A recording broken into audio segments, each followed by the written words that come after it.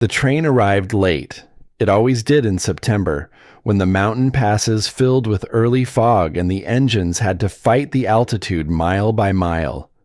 Callum Grayson had been standing on the platform for 40 minutes, his hat pulled low against the wind that came screaming off the Yellowstone River with nothing to stop it for 100 miles in any direction.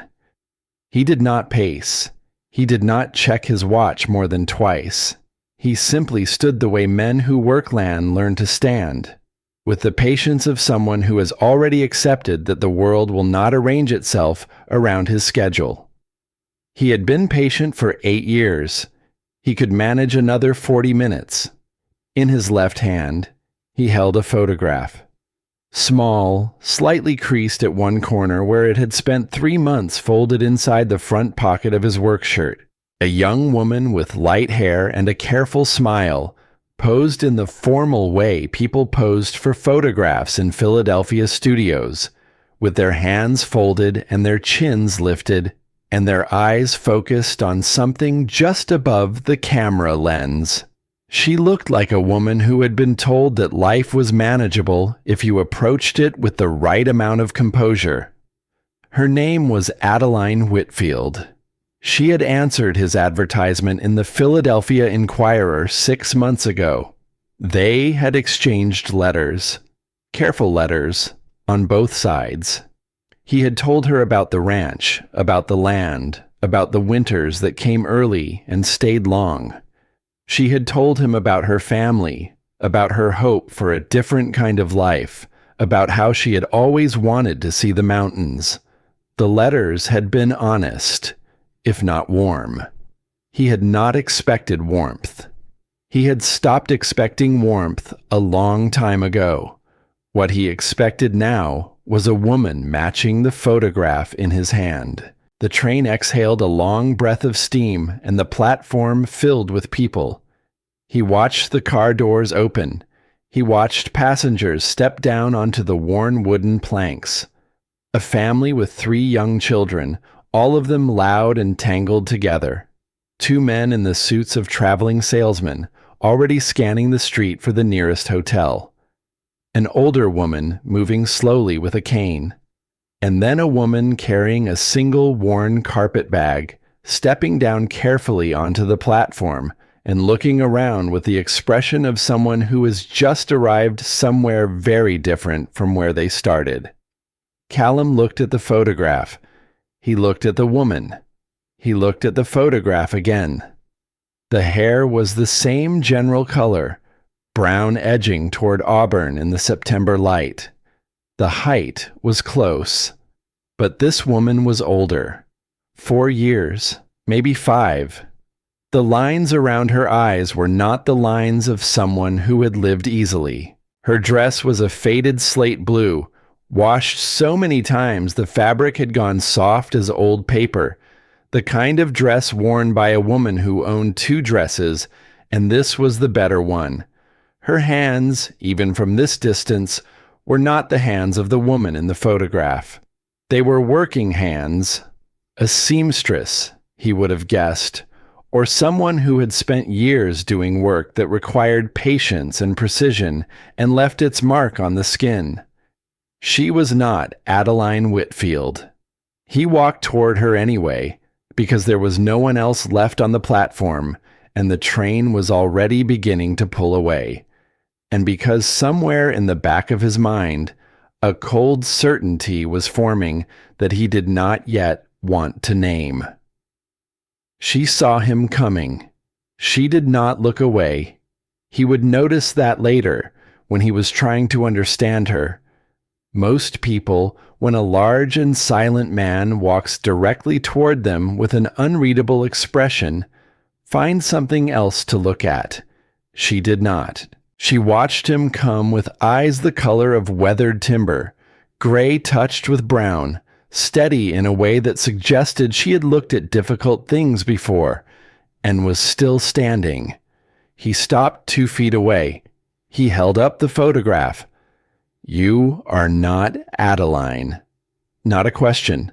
The words came out flat, stripped of everything except the fact of them.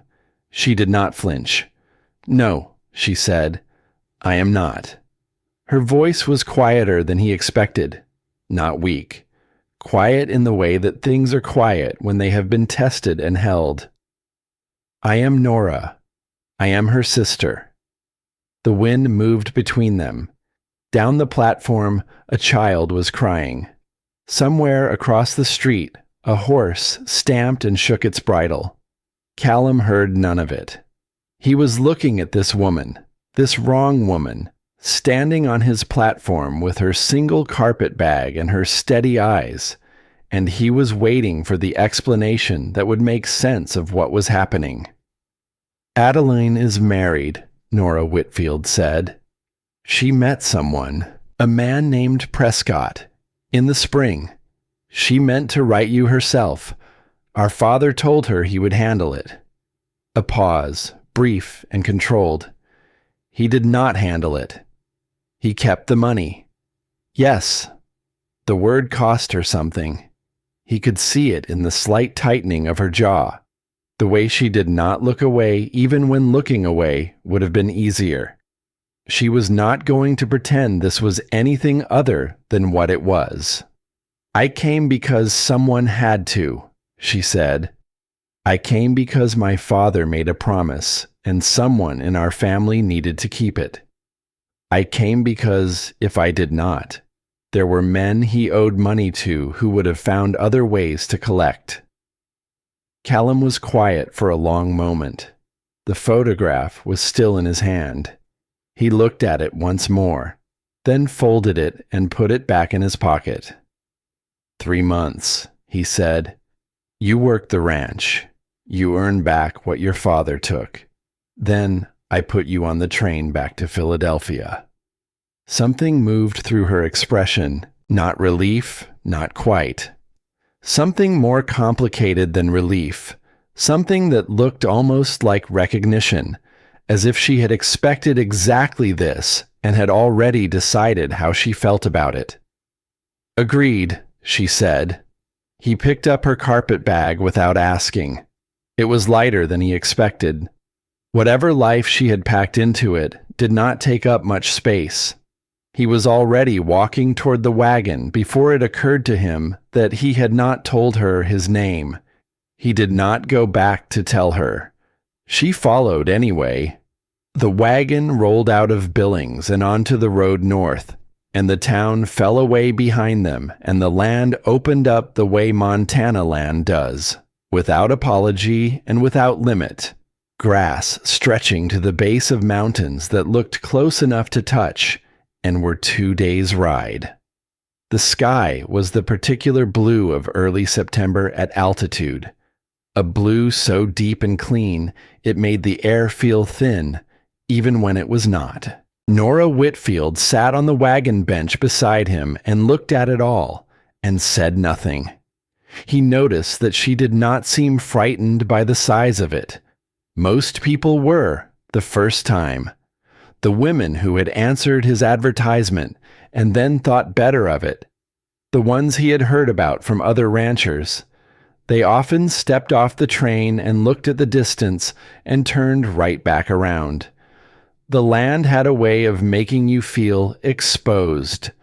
There was nowhere to hide from it, no city noise to hide behind, no crowd to disappear into.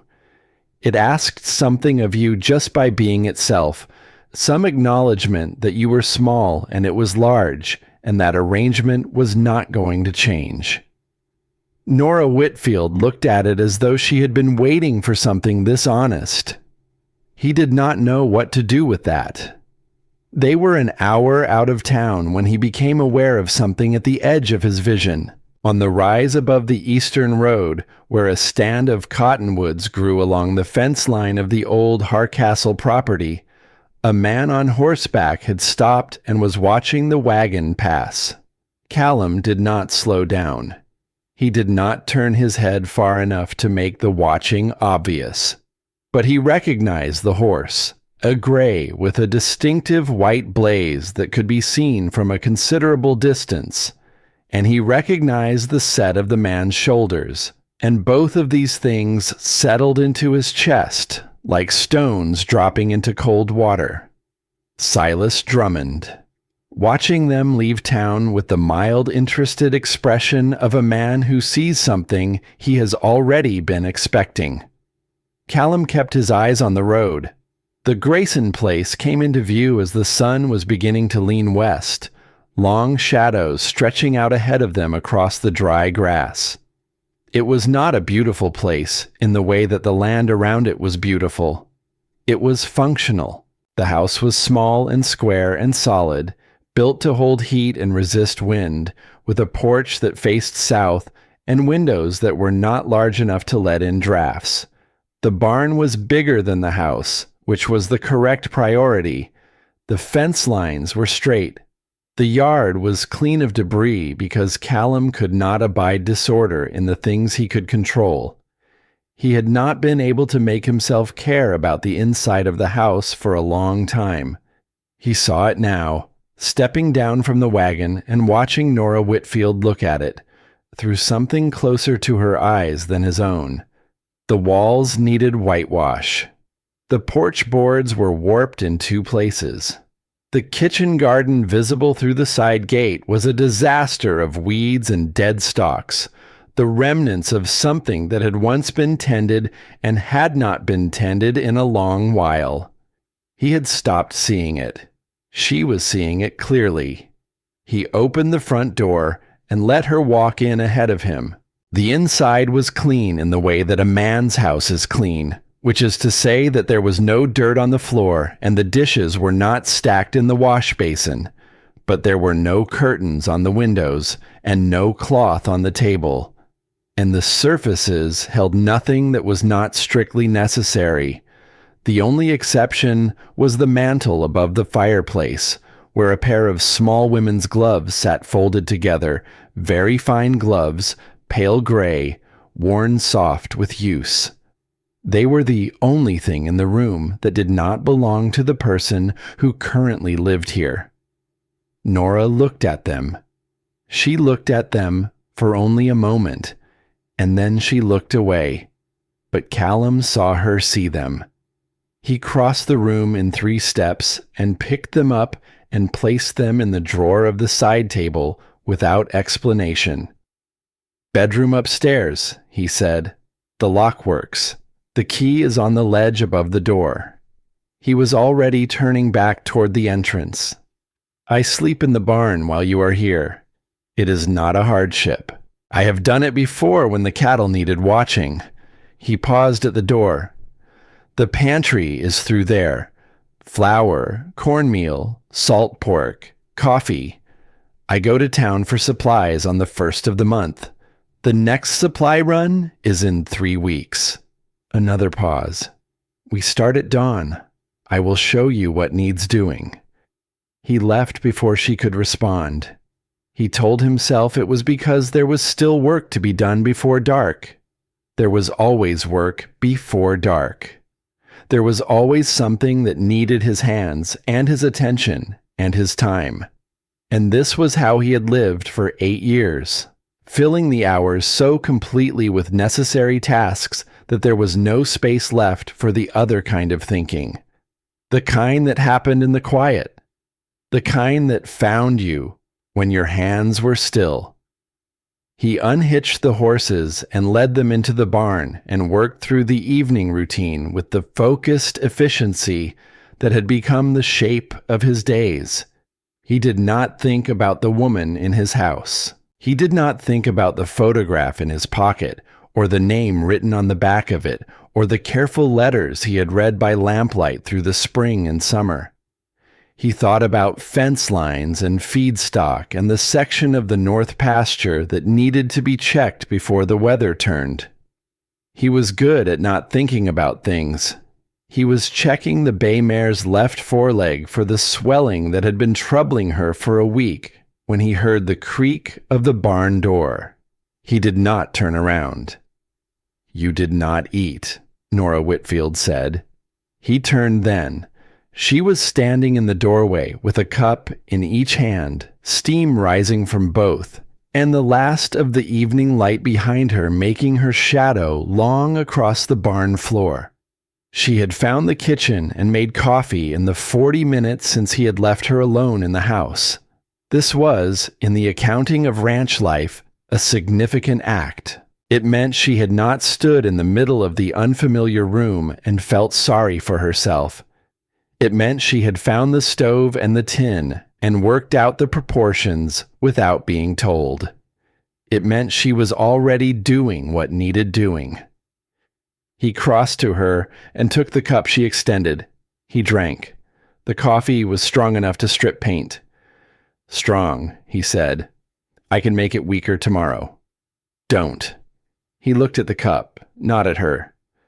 "My wife said that weak coffee was a sign of a person who had stopped trying." The sentence came out before he had decided to say it.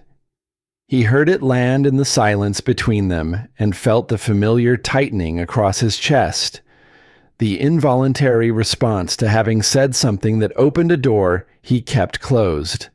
She did not ask him anything. She simply said, "She was right," and drank her own coffee and looked at the horses in their stalls with the expression of someone cataloging what they were going to need to learn. They stood in a silence that was not entirely uncomfortable. He thought about asking her to go back inside. He did not ask. The stars were beginning to show above the open barn door when she finally spoke again. "What are the priorities tomorrow?" He looked at her. "The chicken coop needs cleaning. 3 months of neglect at minimum. Then the kitchen garden, what is left of it. After that, the evening milking. I will show you the milking." She nodded once, businesslike. "What time is dawn here?" 5:30, this time of year." "I will be in the kitchen at 5.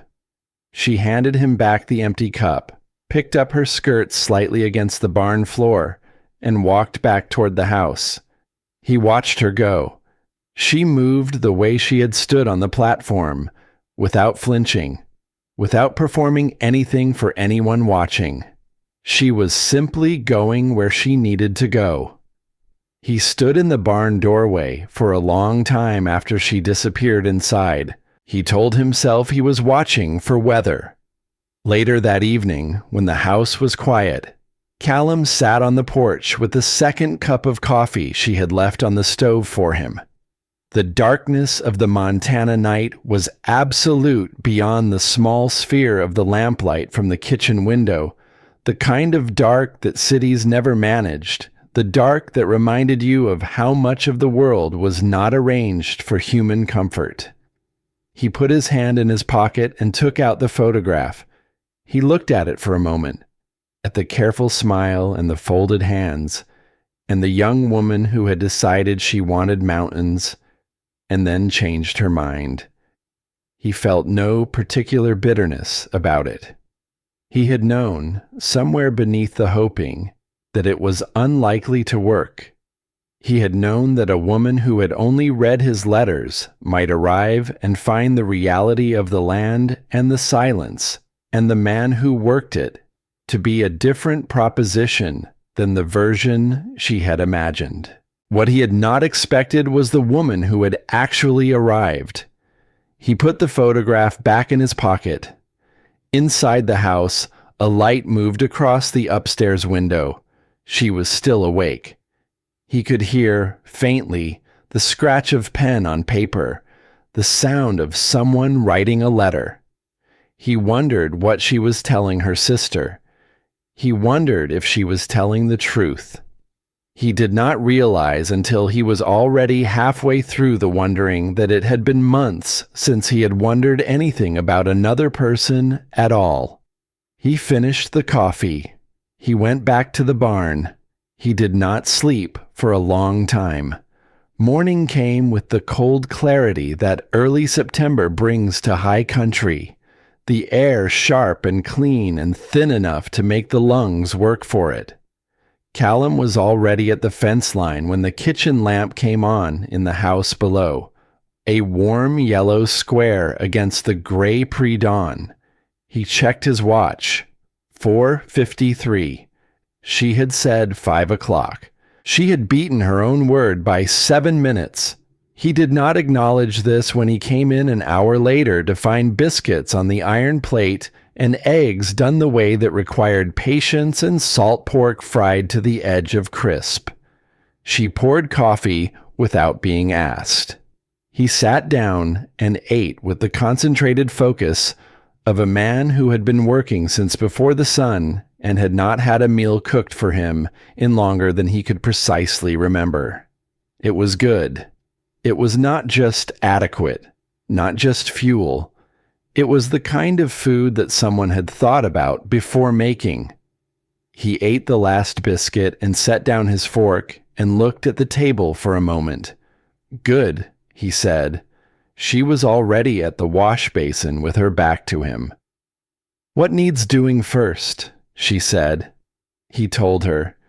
He did not tell her that in 8 years of mornings, he had never once used that word about a meal. He did not tell her that the kitchen smelled different than it had in 8 years, that there was something in the air that was not quite memory and not quite hope, and that he did not yet have a name for.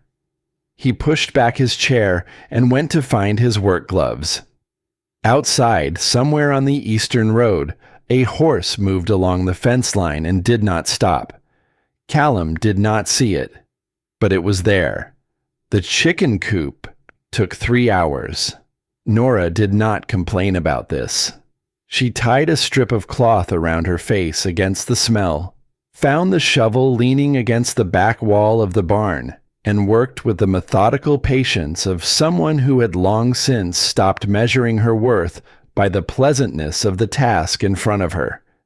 The hens resented her presence and made this known in the way hens do, with sharp beaks and a great deal of noise and the particular indignity of being pecked on the back of the hand by something that weighed less than a loaf of bread. She kept working. By the time she emerged 3 hours later, her dress was ruined in ways that might not wash out, and her hands were blistered beneath the oversized leather gloves Callum had left outside the coop door without a word before she started. She had not asked him for gloves. She had not asked him for anything. She had simply gone to work, and he had noticed what she would need before she needed it, and left it there. She did not know what to make of that yet. She set the shovel against the fence and looked at what she had done. Fresh straw laid even. Roosts scrubbed. The smell still present, but no longer an assault. The hens, now returned to their coop, had arranged themselves with the air of creatures who would not admit that conditions had improved. From across the yard, she felt rather than saw Callum watching from the barn door. She did not turn around. She picked up the shovel and carried it back to where she had found it. The garden was worse than the coop in a different way. The coop had simply been neglected. The garden had been abandoned, which was a different category of sadness. The sadness of something that had once been cared for and then was not. The bones of it were still good. Someone had laid it out with real knowledge, raised beds in the right orientation, a cold frame along the south wall, a section for herbs separated from the vegetables by a low border of flat stones. Someone had understood gardens.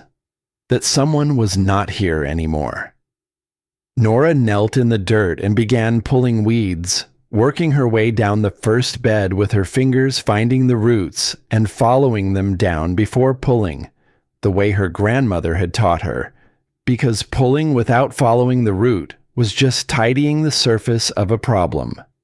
The sun climbed and the work did not stop, and after a while, Callum appeared at the end of the row with a second pair of gloves and the information that she was doing it correctly. He said it the way he said most things, as a statement of fact, without decoration.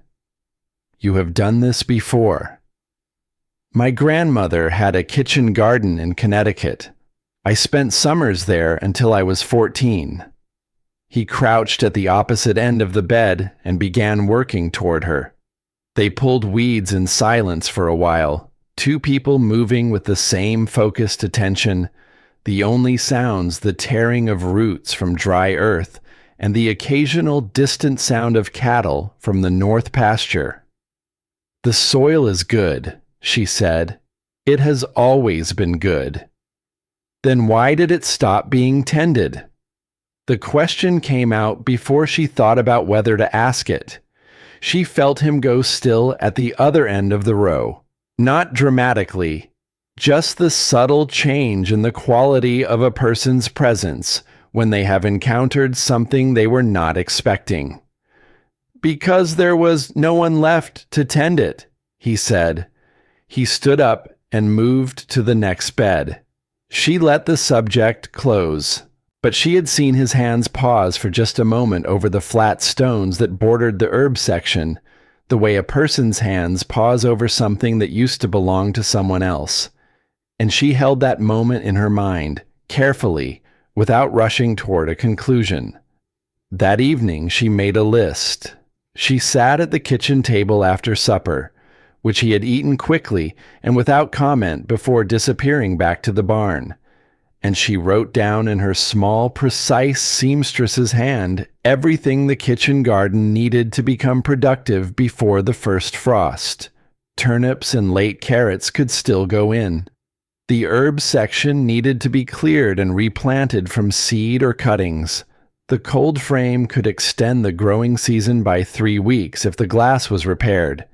She had noticed a box of old glass panes leaning against the barn wall that might serve. She also wrote down what the pantry needed, and what the kitchen needed, and what the house needed. She was not doing this to make a home of it.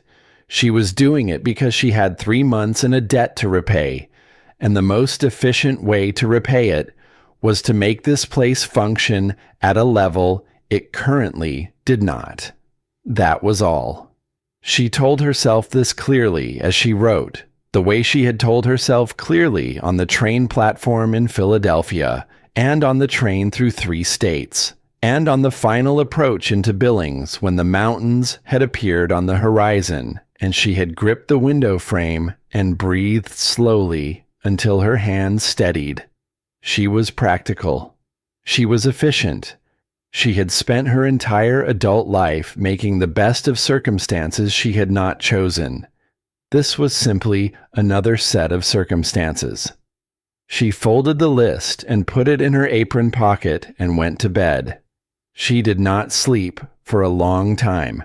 Outside, the Montana night made its sounds, wind through the dry grass, cattle in the far distance, something small and nocturnal moving through the yard below her window.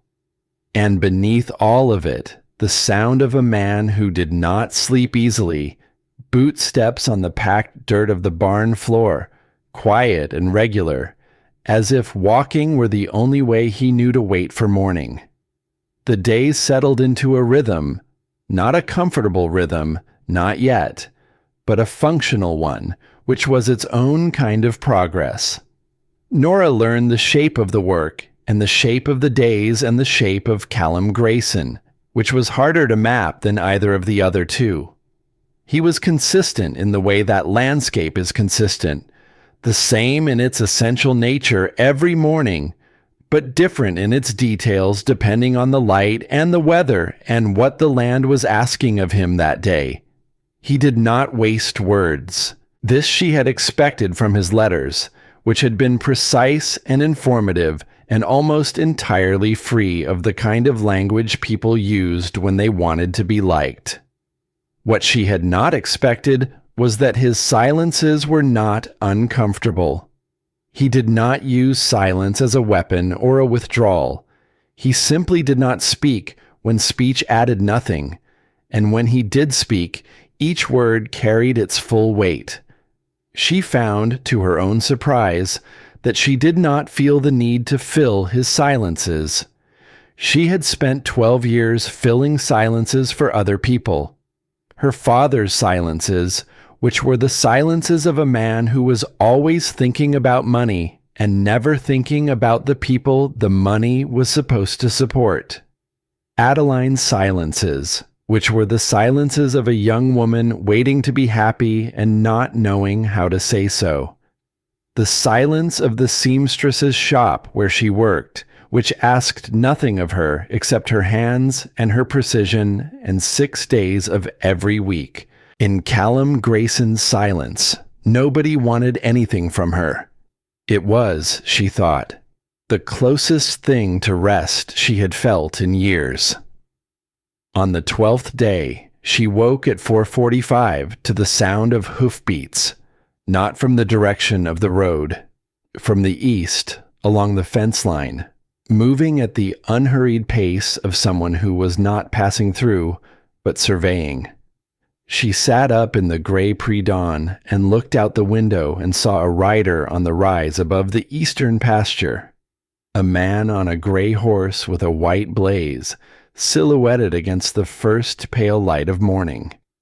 He was not moving. He was watching the house. After a moment, he turned the horse and rode back the way he had come, disappearing behind the tree line. Norah dressed and went downstairs and made coffee and said nothing about it when Callum came in for breakfast. She kept the observation where she kept all things that needed more time before they could be understood. The supply run to town came on the 1st of October. Callum took the wagon. He told her the night before that she could come if she needed anything, in the tone of a man who expected her to say no, the tone of someone accustomed to making the trip alone and finding it less complicated that way. She said yes. He absorbed this without visible reaction and had the wagon ready at 7 the next morning. Hartwell was the kind of town that had been built quickly and was still deciding whether to stay. 2 streets of storefronts, a church, a hotel, a feed store, a general store that also served as the post office, a saloon that also served as most other things. The boardwalks were uneven and the signage was ambitious, and the whole enterprise had the feeling of a place that was betting on itself and had not yet found out if the bet would pay. People looked at Norah, not rudely, most of them, with the specific interest of a small community encountering a new element, cataloging her, measuring her against what they already knew of the man she had arrived with. She saw them doing it and kept her chin level and her expression neutral and reminded herself that she had not come here to be liked. She was at the post office window collecting Callum's mail when she heard the voice behind her. Well now. She turned. The man standing in the doorway of the general store was not a large man, but he occupied space with the practiced ease of someone who had never been asked to make himself smaller. His suit was not a working suit. It was the suit of a man who employed people who worked, and who understood the difference between those 2 categories of human being. His boots were clean. His gray horse, she noticed through the window, was tied at the post outside, a white blaze down its nose. Silas Drummond smiled at her. It was a complete smile, technically. It involved all the correct muscles. "You must be the new Mrs. Grayson," he said, "or the woman who might become her. I had heard there was some confusion at the station." He tilted his head slightly. "Callum is a lucky man. Luckier than he deserves, some would say." "I would not know what Callum deserves," Norah said. "I have only known him 12 days. And already you defend him. Loyalty is an admirable quality." Drummond moved into the room with the unhurried confidence of a man who considered all spaces his. "My name is Silas Drummond. I have the mining operation north of here. I also have an interest in the land in this valley. A professional interest, you understand. I have made Callum a very fair offer for his property on 3 separate occasions." "He mentioned the offer," Norah said. "Did he mention what he said in response?" "He said no." Drummond nodded, as if this confirmed something he already knew. "He is a stubborn man. Stubbornness is an admirable quality also, in the right context. He looked at her with eyes that assessed everything and revealed nothing. I hope you find Montana to your liking, Miss Whitfield, she said. Norah Whitfield. Miss Whitfield. He touched the brim of his hat. I hope Callum knows how fortunate he is. He left. Norah stood at the post office counter and looked at the door he had walked through and listened to the pleasant sound of absolutely nothing that he had said. She was still thinking about it when Callum appeared at her elbow with the flour and coffee she had sent him for. Drummond spoke to you, he said. It was not a question. Yes. What did he say? She considered how to answer this. He said you were a stubborn man. Callum made a sound that was not quite a laugh. What else? He said he has a professional interest in land in this valley. Callum set the flour in the wagon bed with more force than was strictly necessary. Stay away from him. Not because I am telling you to, because he is the kind of man who is pleasant right up until the moment he is not, and by then you have already given him something he can use. She thought about the rider on the ridge at 4:45 in the morning. She thought about the way Drummond had already known there had been confusion at the station. She thought about the word professional and the way he had placed it very carefully in front of the word interest. What is his interest specifically? She said. My land. Why specifically? Callum was quiet for a moment. He looked at the street, at the ordinary business of an ordinary market day in a small Montana town, and his jaw did the thing it did when he was deciding how much to say. There is talk, he said finally, of a railroad spur through the valley, northern route. The survey teams came through in the spring. He picked up the remaining supply crates. If the spur is built, the land it runs through becomes worth 10 times what it is worth now. Drummond knows this. He has been buying every parcel he can get. Mine is the one he cannot get. He walked away to finish loading the wagon. Norah stood very still on the boardwalk and thought about the carefully worded pleasantness of Silas Drummond and the rider on the ridge before dawn, and the 3 separate occasions on which Callum had said no. And she began to understand that the difficulty of the next 3 months was not only going to be the work. They drove home mostly in silence. The mountains were very clear in the afternoon light, the kind of clear that came before a weather change, every edge sharp and present. Norah watched them and thought about the line of Callum's jaw and the way he had said my land with a specificity that was not about ownership the way a deed was about ownership. It was about continuity, about something that had been handed from one set of hands to the next and would need to be handed forward again. And the weight of that responsibility sitting in his chest every morning when he went out before dawn to check what the night had done.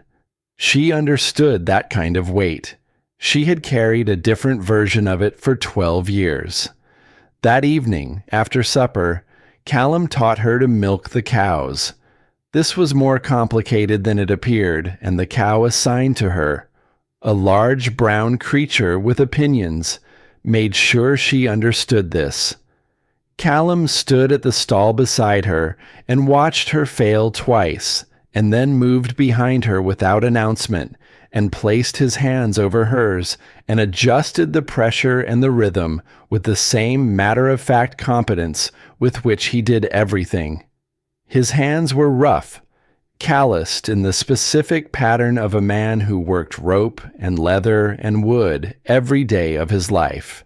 They were warm against the cold of the barn. She focused very intently on the rhythm he was showing her. He stepped back the moment she had it. There, he said. Yes, she said. Neither of them said anything else. But that night, sitting on the porch with the coffee she had left warming on the stove, Callum stayed outside longer than usual, and Norah, at her window with Adeline's latest letter in her hands, found herself reading the same paragraph 3 times without taking in a word of it. 3 weeks into her time at the Grayson Ranch, Eugenia Pratt came to call. Norah saw her coming from the kitchen window, a woman of perhaps 60, riding in a buggy with the precision of someone who had been making social calls for 40 years and considered it a professional activity. She was wearing her good dress in the middle of a weekday, which told Norah everything she needed to know about the purpose of this visit. She wiped her hands on her apron and went to the door. Eugenia Pratt was the wife of the mayor of Hartwell. She had a face built for the delivery of difficult truths and a voice that wrapped those truths in enough social pleasantry that it took a moment to feel the sting. She accepted the coffee Norah offered, looked around the kitchen with eyes that missed nothing, and came to the point with the efficiency of a woman who had other calls to make. "I have received a letter," she said, "from Philadelphia, from a Miss Adeline Whitfield." Norah set down her cup. "Adeline is concerned for you," Eugenia continued. "She writes that you came here under circumstances that were not entirely of your choosing. She writes that she holds herself responsible and wishes to provide the means for your return." A pause. "She has asked several of us in town to ensure that you are not being taken advantage of." "That is very kind of Adeline," Norah said. "She seems to feel that you have sacrificed yourself, that you are here in her place, in a situation that should rightfully have been hers, and that you deserve better than to be used as a substitute." The kitchen was very quiet. "Adeline chose love," Norah said. "She chose a man she wanted to marry. I have no quarrel with that. I would have made the same choice." She looked at Eugenia Pratt steadily. "I chose to come here, not because I had no other options, but because someone in my family needed to keep a promise, and I was the one willing to keep it. Those are different things." "Are they?" Eugenia's voice was gentle in the way that a scalpel is precise. "Or did you simply run out of choices and call the last one freedom?" The words landed with the specific accuracy of someone who had thought about how to use them. Norah felt the truth in them, the partial truth, which is always the sharpest kind. She felt it, and she held it, and she looked at this woman across the kitchen table and did not let it show on her face. "Mrs. Pratt," she said, "I appreciate your concern, and Adeline's, but I am not a woman who needs rescuing. I am a woman who is working a 3-month agreement with a man who has been straightforward with me from the first moment. When those 3 months are done, I will make my own decision about what comes next." She picked up her cup. "More coffee?" Eugenia Pratt looked at her for a long moment. Something shifted in her expression, not softening exactly, but adjusting. "You are not what I expected," she said. "I am not what anyone expected," Norah said.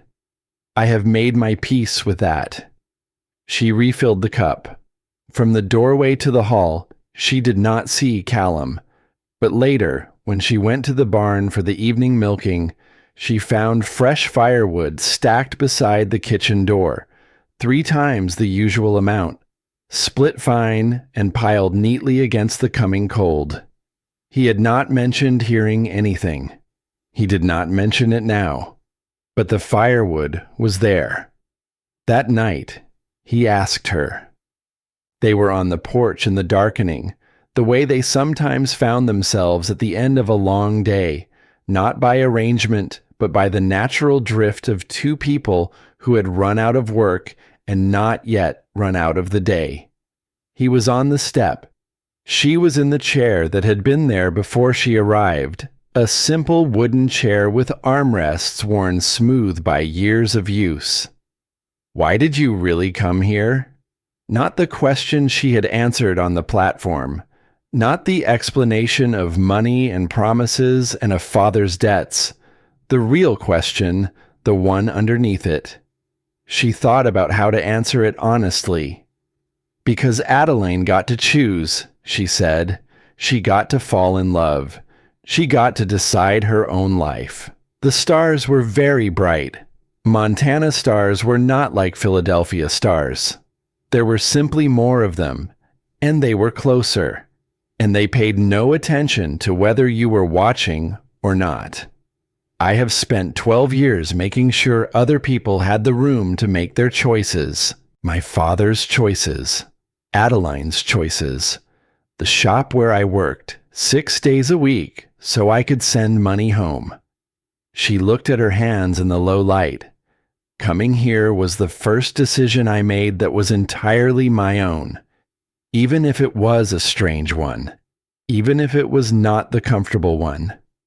He was quiet for long enough that she thought he might not respond. Then he said, "It was not strange." She looked at him. He was looking at the dark line of the mountains. "It was the only honest thing available to you," he said. "Most people do not choose the honest thing when it is difficult.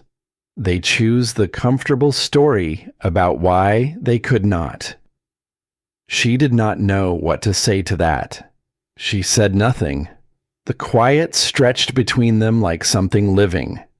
After a while, he said, "The north pasture fence needs checking tomorrow. I could use someone on the east line." "I will be there," she said.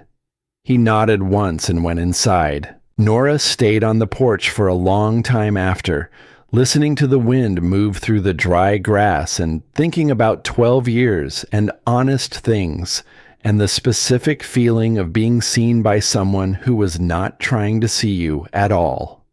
In the morning, she would get up before 5 and make biscuits and strong coffee and learn whatever the day asked her to learn.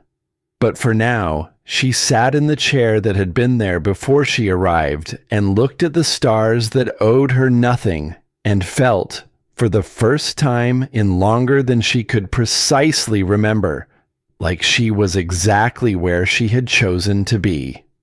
The following week, on a cold Tuesday morning with the smell of early winter already in the air, Callum sat across from her at the kitchen table and said what he had been trying to say for 3 days.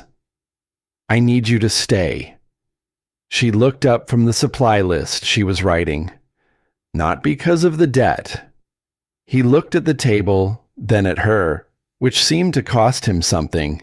"My father's will. The terms require me to be married before the end of the calendar year in order to maintain title to the property. That was why I placed the advertisement. That was the reason I was willing to try for a wife through letters." He stopped. Then, more quietly, "I am telling you because you told me the truth on the platform, and you deserve the same." The kitchen held the quiet between them. She looked at him for a long time. "So I am a convenient solution," she said. "You were," he said, "when I placed the advertisement. But that is not what I am saying now." She waited. He did not seem to know how to say the rest of it. He was a man constructed for action, not for this kind of careful excavation of what was true. She watched him try. "I am saying that I would like you to stay. Not for the will, not for the land." He looked at his hands on the table. "I am saying it badly." "Yes," she said. "You are." She stood up. She picked up the supply list and folded it and put it in her pocket. She walked to the door of the kitchen, then stopped with her hand on the frame and looked back at him. This large, quiet man sitting at his table with his hands open and nothing in them. "I will think about it," she said. She went upstairs. The sound of the lock was very small in the quiet house.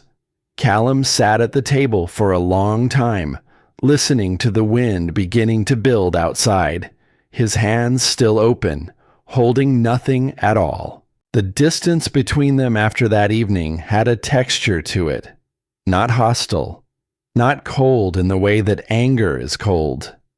It was more like the distance between two people standing on opposite banks of a river that neither of them had quite decided to cross.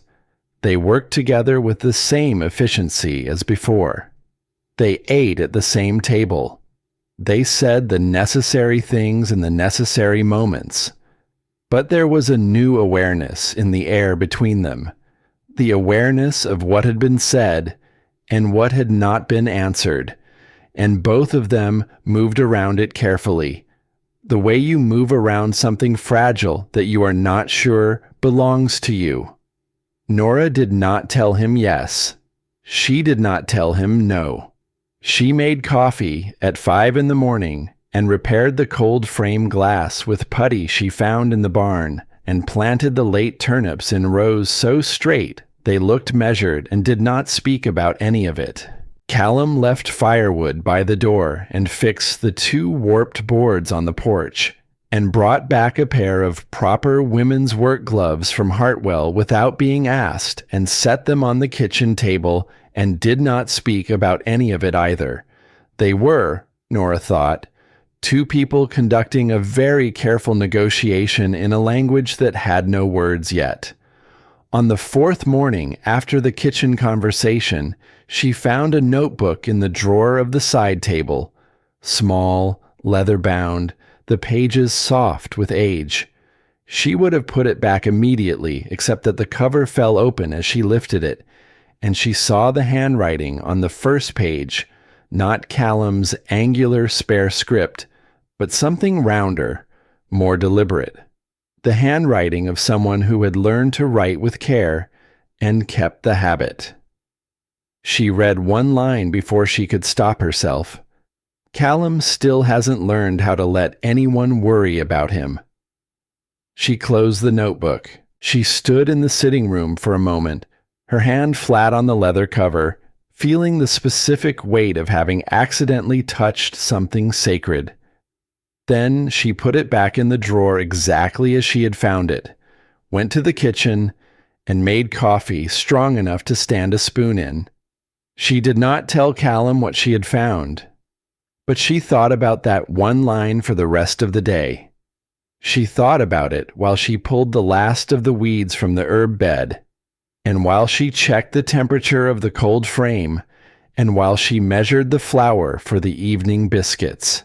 She thought about it with the part of her mind that had always been good at seeing the shape of things, the part that had made her a good seamstress, not just for her hands, but for her ability to look at a piece of cloth and understand what it wanted to become. A man who had not learned to let anyone worry about him. A man who slept in the barn. A man who had fixed the porch boards and bought the gloves and stacked the firewood and done every small thing that needed doing, and never once waited to be thanked for any of it. She began to understand the architecture of his loneliness. It was not the architecture of a man who wanted to be alone. It was the architecture of a man who had been alone long enough that he had built the solitude into the structure of his days, load-bearing, necessary, impossible to remove without bringing something down. She did not know yet what to do with this understanding, but she held it, the way she held everything that mattered, carefully and without rushing toward a conclusion. The cattle sickened on a Tuesday. Norah woke to the sound of Callum moving through the house before dawn, which was unusual. He did not come through the house. He went around it. She heard his boots on the porch, and then on the steps, and then fast across the yard, and the urgency in the sound of it brought her to the window before she was fully awake. She dressed in 4 minutes and went out. The eastern pasture held a stillness that was wrong. Cattle that should have been moving to water stood in the early light with the quality of animals that had stopped trusting their own bodies. Several were down. The ones still standing moved with the lurching uncertainty of creatures no longer in command of their legs. Callum was crouched beside the nearest animal, his hand on its flank, his face arranged in an expression she had not seen on him before. Not panic. Callum Grayson did not appear to be capable of panic in the ordinary sense, but there was something beneath the surface of him that was not controlled, something that moved through his jaw and his hands like a current. "How many?" she said. 12 down that I can see, maybe more in the far section. What is it?" "I do not know." He stood. "I have seen something like it before. My father's herd, 20 years ago. Half the cattle dead before anyone understood what was happening." He looked at the animals with the expression of a man calculating losses he could not afford. "If it spreads through the entire herd, the bank takes the ranch." Norah was already thinking.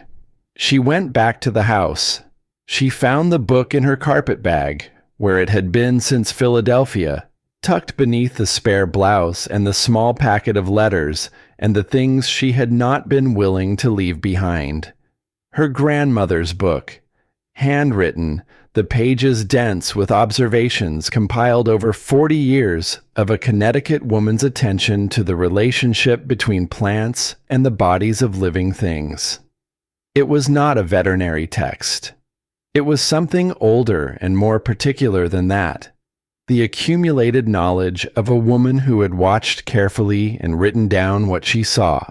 Norah carried it to the kitchen table and opened it and began to read. She spent the next hour moving between the book and the sick animals, watching, writing in her own small notebook the things she observed. Temperature, visible symptoms, behavior, the specific way each animal was failing. She was not a veterinarian. She did not pretend to be. But she was a woman who had learned from a woman who had learned to pay attention. And attention was what the situation required. All 12 sick animals came from the eastern section of the pasture, none from the west. She walked the fence line between the sections, looking at the ground. The grass on the eastern side had a subtle difference in color near the old fence post at the corner, a slightly darker tone, a slightly different texture. She crouched and looked at the soil and smelled it and looked at it again. Then she stood up and looked east. There was a structure half a mile out, half collapsed, the remnants of an old homestead. She had seen it from the wagon road on her first day and thought nothing of it. Now she looked at it differently. She went back to find Callum. "Show me the eastern water source," she said. He looked at her. Something in her voice made him not ask why. They rode out together along the fence line, and he showed her the stream access point where the eastern herd had been watering. She crouched at the bank and looked at the water, and then looked upstream toward the old homestead, and then looked at the stream again. "There is a well on that property," she said. "Or there was. The Harcastle place. Abandoned 15 years. I bought the land from the family before they went back east. Is there an old well?" He was quiet for a moment. Then he got back on his horse. They rode to the Harcastle homestead. The well had collapsed. The stone casing had fallen inward, and what remained was a depression in the earth surrounded by soil that had a quality Norah recognized from her grandmother's book, the dark particular quality of earth that had absorbed something it was not meant to absorb.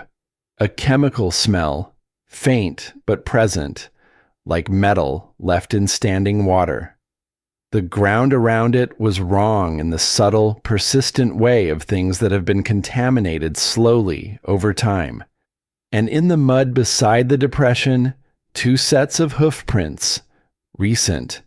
The soil had not dried around them yet. Callum crouched over the prints and did not speak. Norah looked at the collapsed well and the contaminated soil and the stream that ran south from this property toward the eastern pasture, and she thought about a man on a gray horse watching from a ridge before dawn, and a man in a clean suit saying the word professional with great care. This did not collapse on its own, she said. Callum stood up. His hands were at his sides. No, he said. It did not. He found, near the base of the largest hoofprint, a small piece of fabric caught on the broken stone, dark gray, the weave of it finer than anything a working man wore.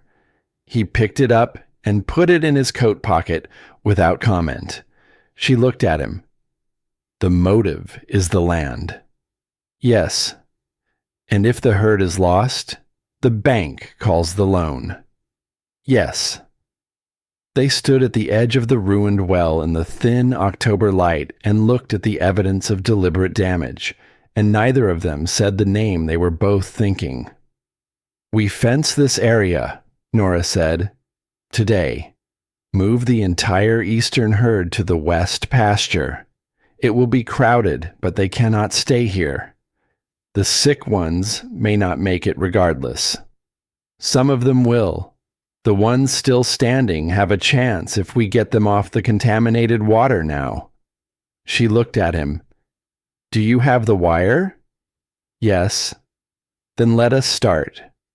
They worked through the afternoon without stopping. Callum drove fence posts while Norah strung wire, learning as she went, her hands finding the rhythm of the work. They did not talk much. There was no space for talking in the kind of work that asked everything from your body and left your mind free to think through the problem in front of you. She thought about her grandmother's book and the chapter on drawing out toxicity from animals that had ingested contaminated water, plant-based remedies that her grandmother had noted as effective, things that could be made from what grew in the kitchen garden if the kitchen garden were functional, which it almost was. By sunset, the fence was complete, and the healthy cattle were in the west pasture. And Norah had a list in her head of what she needed to try for the ones that were still sick. She was at the cold frame, pulling herbs in the last of the light, when Callum appeared at the garden gate. He stood there for a moment without speaking, watching her work. 8 of the 12 are still standing, he said. That is better than this morning. Yes. A pause. You found it. The well. The pattern was there. All the sick animals from the same section. It was a matter of following what the evidence was saying. He was quiet for long enough that she looked up from the herbs. He was looking at her with an expression she did not have a name for yet. Not gratitude exactly, though it held gratitude. Not surprise, though it held that too. Something more complicated, the expression of a man who had expected to carry something alone and had discovered without warning that he was not carrying it alone. Come inside, she said. You need to eat. He came inside. They ate in a silence that was different from the earlier silences of that week. The careful distance had shifted into something else, something closer, the way the atmosphere changes before rain. A pressure and a quality of attention in the air that made the kitchen feel smaller than its dimensions. After supper, she made a preparation from the herbs, following her grandmother's notes with the focused precision of her seamstress work, measuring and combining and heating with the patience the process required. He watched her from across the room without pretending to do anything else. She did not comment on the watching. Later, in the barn, with the sick animals in the stall she had converted for nursing, and the preparation distributed in their water, and the lamplight making everything amber and close, she heard Callum's breath change. She was kneeling beside the youngest heifer, checking the temperature of the animal's flank, when she heard it. A sound so small, most people would not have noticed. A slight catch. The sound of someone controlling something that wanted to be expressed differently. She looked up.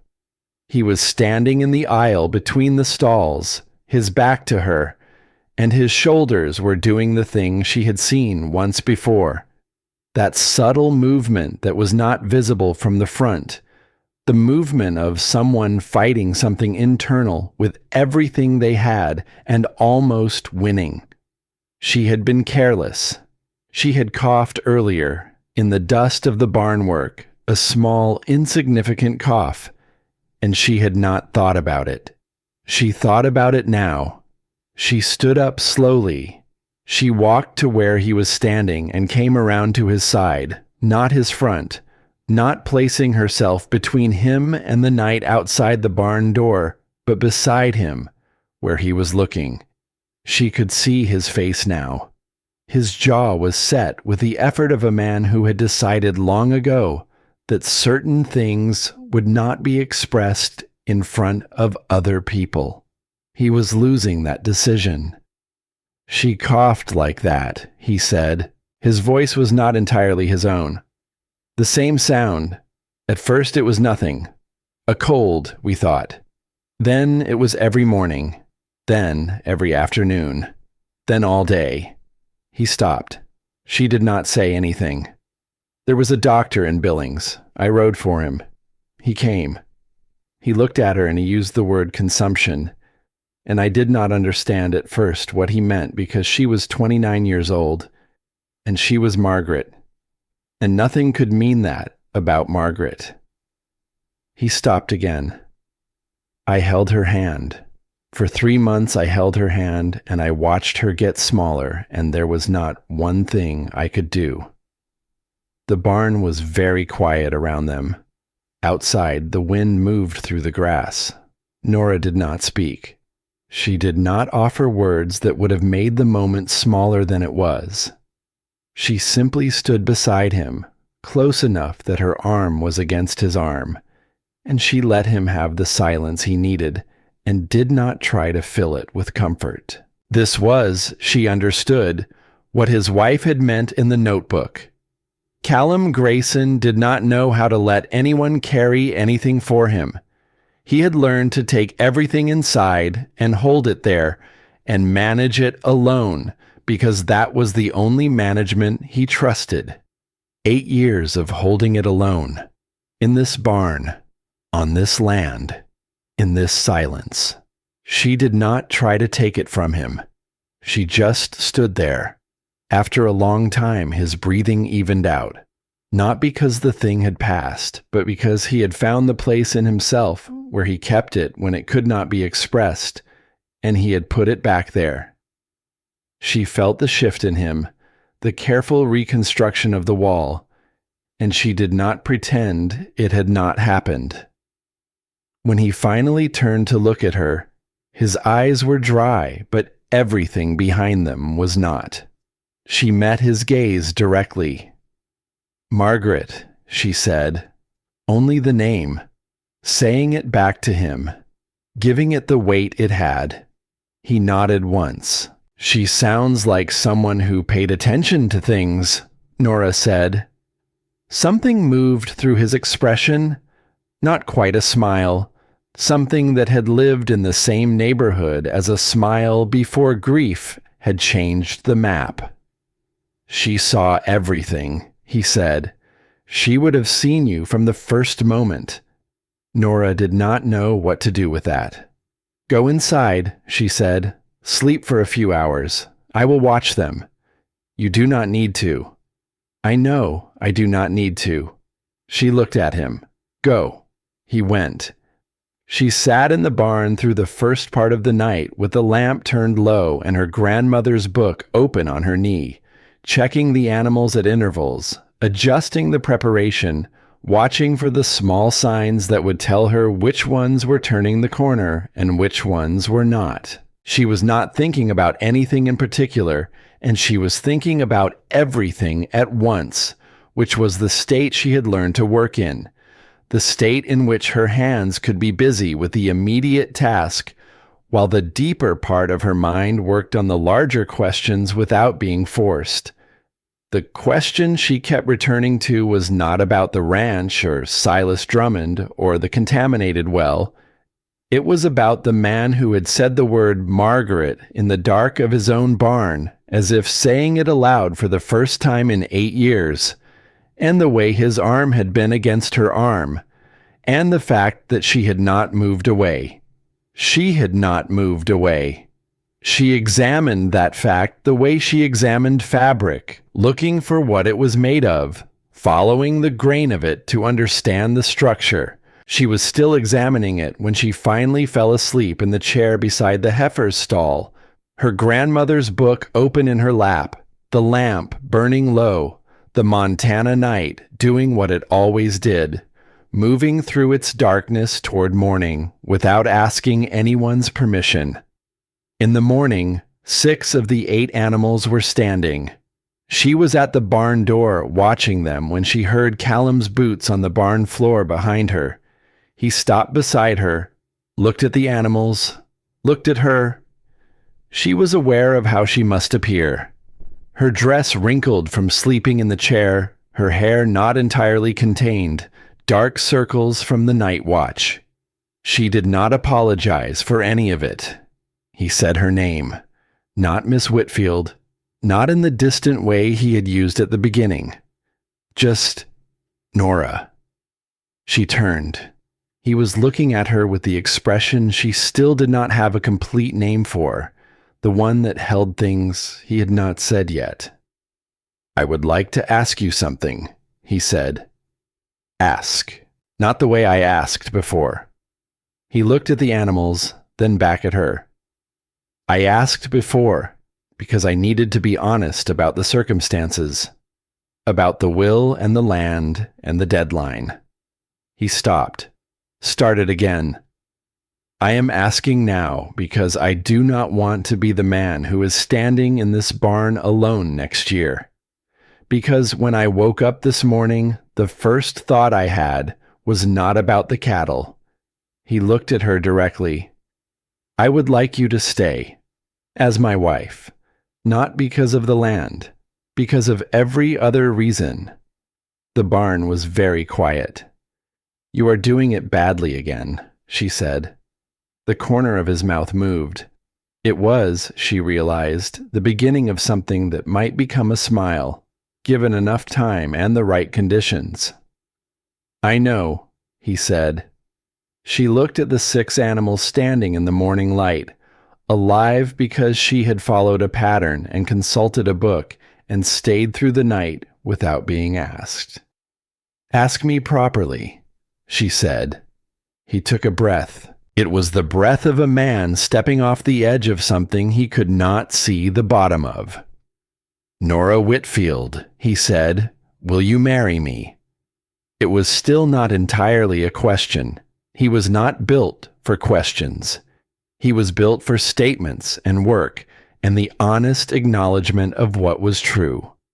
She thought about 12 years and laughter chosen freely and a woman's handwriting in a notebook and the weight of a man's arm against hers in the dark. "That is still the second worst proposal I have ever considered," she said. He waited. "Yes," she said, "I will marry you." The morning light came through the barn door and laid itself across the floor between them, and the animals were alive, and somewhere on the eastern fence line the new wire held everything where it was supposed to be, and Norah Whitfield thought that this was, all things considered, the most honest morning she had experienced in a very long time. That night, the barn burned. The fire started at the base of the south wall. Norah smelled it before she saw it, that particular quality of burning that is different from the controlled burn of a hearth or a cook fire. Something wilder in it, something that had not been asked permission. She was at the upstairs window when the orange light began to move against the darkness, and she was down the stairs and out the door before the thought of danger had fully formed into language. Callum was already there. He had been in the barn, she realized, still awake, still with the animals the way he was on difficult nights. He was at the main door with his shirt off and the shirt pressed against the base of the wall where the fire was trying to climb, beating it back with the focused violence of a man who understood exactly what he stood to lose. "The horses," he said when he saw her. His voice was controlled in the way that a man's voice is controlled when control is the only tool he has left. "Get them out. Take them to the far pasture gate and tie them. Do not try to fight the fire." She was already moving. The first horse came easy. A bay mare who trusted her now after weeks of morning feedings and patient handling. The second was harder. A young stallion who had smelled the smoke and made the decision that the known danger inside was preferable to the unknown outside. She spoke to him in the low, continuous murmur that her grandmother had used with frightened animals. Not words exactly, but tone. A sound that said, "I am here and I know, and you are not alone." And after 30 seconds, that felt like 30 minutes, he let her lead him out. The third horse was already panicking. She could hear Callum behind her, the sounds of a man fighting fire with inadequate tools, and she could feel the heat increasing against her back, and she knew with the particular clarity that comes in moments of genuine danger that the roof was not going to hold much longer. She got the third horse to the gate. There were 2 more. She looked at the barn. The south wall was fully engaged now, the fire moving with the confidence of something that had found good fuel and intended to use it. The roof above the south stalls had begun to smoke. She had perhaps 3 minutes before the structure became genuinely unsafe, possibly less.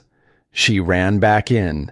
She soaked her shawl in the water trough beside the door and wrapped it around her head and shoulders and went into the thickening smoke.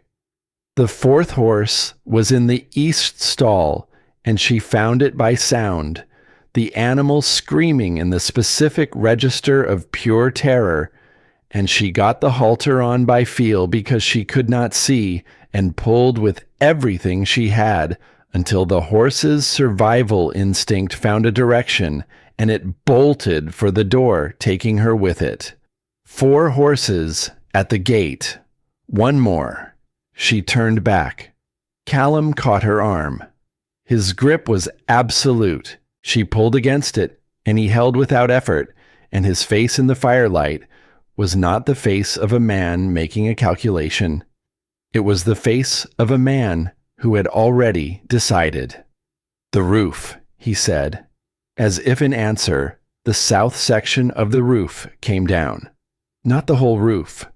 The section above the last stall, where the 5th horse was, the one she had been going back for.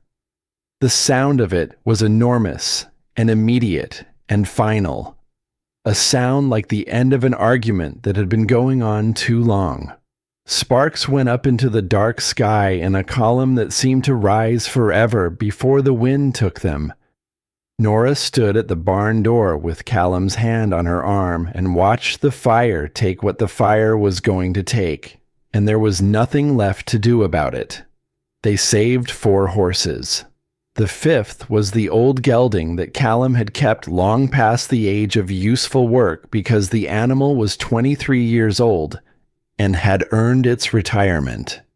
She knew this without him telling her. She knew it from the way he stood at the gate with his hand on the neck of the bay mare and looked at the burning barn with an expression that was not about the barn. She stood beside him. She did not say that it would be all right. She said nothing because there was nothing that was true enough to say. In the morning, The barn was a ruin of charred timber and ash, and the smell of it hung over the property like something that would not leave quickly. Callum walked the perimeter of what remained, slow and methodical, and Norah watched him from the porch with coffee going cold in her hands, and understood that he was not inspecting damage. He was saying goodbye to something. She went inside and refilled the coffee and brought a cup out to where he was standing. He took it. "The south wall," he said, without looking up from the ash. "Someone piled brush against it. Dry brush, the kind that catches fast and burns hot." "I know," she said. He looked at her. "I knew when I smelled it," she said. "A hearth fire smells like it belongs somewhere. This did not." He was quiet for a moment. "Drummond." "Yes." They stood in the ruins of the barn, and neither of them said anything else, because the name had said everything, and now there was only the question of what came next. What came next was Eugenia Pratt arriving at mid-morning with a face arranged in the particular expression of a woman who had come to deliver a verdict rather than offer comfort. She stood at the edge of the damage and looked at Norah with the assessing eyes of someone who had been waiting to see how this would end. "The whole town knows," she said, "about the fire, about the circumstances here."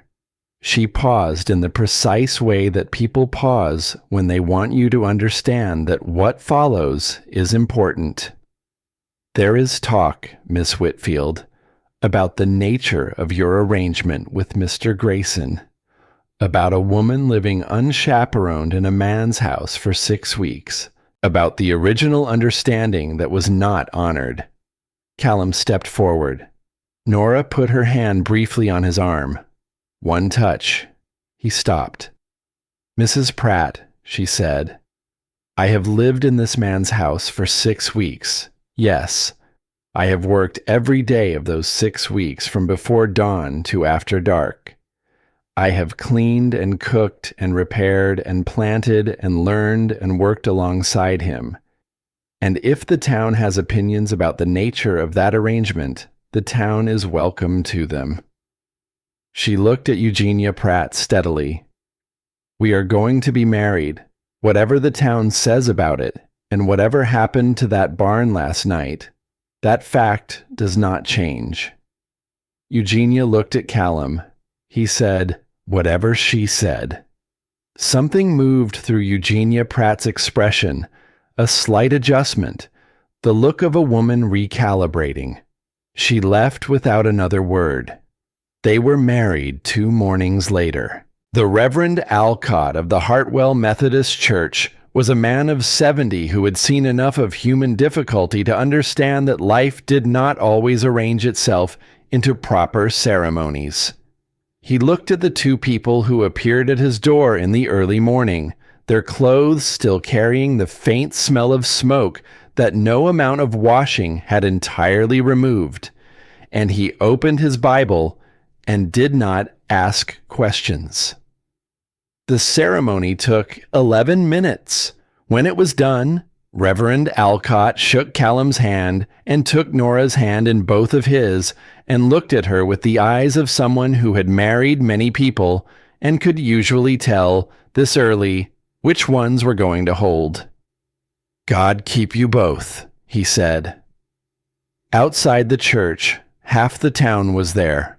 Not in celebration, in the manner of people who had come to witness something they had already formed opinions about. Norah walked out into it beside Callum and felt the weight of all those eyes and lifted her chin to the precise angle that her body had learned over 32 years was the angle that cost the least.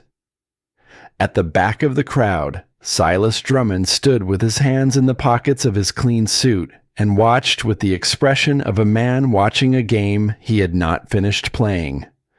Norah looked at him directly. He smiled. She looked away. The bank came for them 3 days later.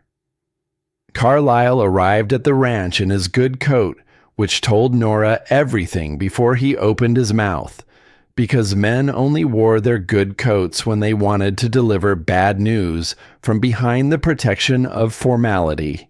He sat at the kitchen table with his ledger and explained, with the careful regret of a man who had been instructed to be careful, that the fire constituted a material change in the collateral held against the Grayson loan. The bank was calling the note early. $300. 30 days. After he left, Callum sat at the table with the paper in his hands and said nothing for a long time. Norah refilled his coffee and sat across from him and waited. She had learned to wait. She had learned that Callum Grayson thought in large, slow movements, like weather systems, and that the way to understand him was to let the thinking complete itself. "The cattle drive," he said finally. She looked at him. "Henderson runs a drive to Miles City every fall. The railhead. He hires drovers. $5 a day plus bonus if the herd arrives clean. If I sign on with 3 outfits, 20 days of work, we can make the 300. He looked at the paper. "It means leaving the ranch, leaving you here alone." "I am coming with you," she said. He looked up. "We have had this conversation already," she said. "In principle." The answer was the same then. She folded her hands on the table. "I can cook for 3 crews. I can ride and rope adequately, which you yourself said 3 weeks ago. I can watch a herd at night, and I can keep accounts, and I can shoot." She paused. "You need someone watching your back if Drummond is willing to burn a barn." He looked at her for a long time. "Henderson will object," he said. "I know. He is old-fashioned. I know that too. You will have to prove yourself to him." "I am aware of how proving works," she said. "I have been doing it my entire life." He took the paper from the table and folded it and put it in his coat pocket. "We leave in 4 days," he said. Henderson objected. He objected loudly and with the confidence of a man who considered his objections to be self-evidently correct, standing in the yard of his spread north of Hartwell with his thumbs in his belt and his opinion of women on cattle drives written plainly across his face. Callum listened to him. Norah let him finish. Then she said, "Mr. Henderson, I understand your reservations. I would ask you to allow me to address them practically rather than theoretically." Henderson looked at her with the specific skepticism of a man who has decided the conversation is over and is humoring the continuation of it out of courtesy. She nodded toward the corral where a half-broken Mustang was working off its opinions about captivity in the eloquent physical language of an animal with very strong feelings. "If I can saddle and ride that horse for 2 minutes," she said, "will you hire us both?" Henderson looked at the horse. He looked at Norah. He looked at Callum with an expression that said, "This is your wife, and this is therefore your problem." Callum said nothing. Norah walked to the fence. She had not done this before. She was clear-eyed about that fact. She had ridden horses that were difficult and horses that were inexperienced, and once a horse that had been badly treated and had decided that all humans were enemies. But she had not ridden an animal that was actively committed to her removal in the systematic way that this Mustang was committed. She told herself what she had told herself on the train platform in Philadelphia and in Billings, and every morning when she woke before dawn in a house that was not yet hers, that the honest, difficult thing was still the right thing, and that the only way through was through. She got the rope. She fashioned the loop the way Callum had shown her, standing behind her with his hands over hers, his breath against her hair, though she did not think about that now. She threw it, and it caught, and the Mustang expressed its feelings about this development with great vigor. She tied off to the post and got the saddle from the fence and approached the animal with everything she had, which was patience and stubbornness and the knowledge that she had come too far to stop in Henderson's corral. She got the saddle on. She got on the horse. The world came apart. She held on with everything in her body and everything in her mind. The horse bucking and spinning and doing the things horses do when they have decided the situation is unacceptable. And she held on because the alternative was to fall in the dirt in front of the man they needed to hire them, and she was not going to do that. 2 minutes. She was not sure she would have lasted a third. Henderson hired them both. The cattle drive was 20 days of work that remade her understanding of her own body.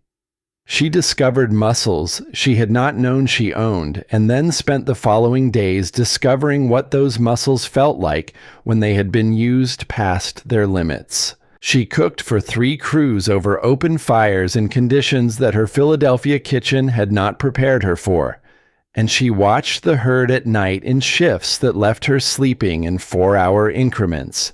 And she learned to read weather from the behavior of the cattle the way she had learned to read the sickness of the eastern herd from the pattern of which animals were affected. She watched Callum work. She had known he was competent. She had observed it in the daily management of the ranch, in the way he handled the horses and fixed the equipment, and moved through the physical requirements of his life with the efficiency of someone who had never wasted emotion. But on the drive, she saw something else, the way other men deferred to his judgment without appearing to notice that they were doing it, the way a crisis in the herd produced in him not urgency, but a deeper and more focused version of his ordinary calm. She found herself watching him in the way she had once watched her grandmother work in the garden. The specific attention you paid to someone who was genuinely good at something. On the 9th night, the attack came. She had been circling the western edge of the bedded herd on the second watch. That particular loneliness of the hours between midnight and 3 in the morning, when the darkness was complete, and the only sounds were the breathing of the cattle and the distant conversation of coyotes. She had been riding this circuit for 6 nights. She knew the shape of it. She noticed the difference. Horses. More than 2. Moving through the brush line to the north with the careful, slow pace of animals being held back from their natural speed. She did not shout. She turned and rode back to camp at a pace designed to cover ground without announcing itself, and she woke Callum with one hand on his shoulder and 3 words. Riders, the North. He was up before the sentence finished. What followed was not a battle in the way that stories made battles, with clear sides and legible action. It was dark and loud and confused, men and horses moving in the chaos of a herd that had been deliberately frightened, gunfire coming from directions that shifted as you turned toward them. Norah pressed herself against the wagon wheel and watched the shadows resolve themselves into shapes and made decisions as fast as the shapes appeared. She shot once. She did not miss. She had been taught by a man who did not teach things incompletely, and she had practiced in the evenings on the drive when the light lasted. And when the rider came at her out of the dark, she did what she had been taught to do, and did not think about it until afterward. Afterward, she sat behind the wagon wheel with the rifle across her knees and her hands absolutely steady, and felt something move through her that she did not have a name for. Not triumph, not horror, though that was present. Something older and quieter, the feeling of having found out something true about yourself that you could not unfind. 3 attackers captured, 2 fled, the herd contained. Callum came to her through the settling chaos. He was bleeding from a cut above his eye that looked worse than it was, and his shirt was torn, and he was looking at her with an expression that she had not seen on his face before, something raw and unguarded in it. He did not ask if she was hurt. He looked at her with the complete attention of a man doing an accounting of something he valued, and when the accounting was done, he exhaled slowly and sat down on the ground beside the wagon wheel. She sat beside him. "The man I shot," she said, "is alive. Henderson has him." She was quiet. "You did what needed doing," he said. "In the dark, with no warning, you did exactly what needed doing. It does not feel like something that should feel simple. No, it never does." He looked at his hands.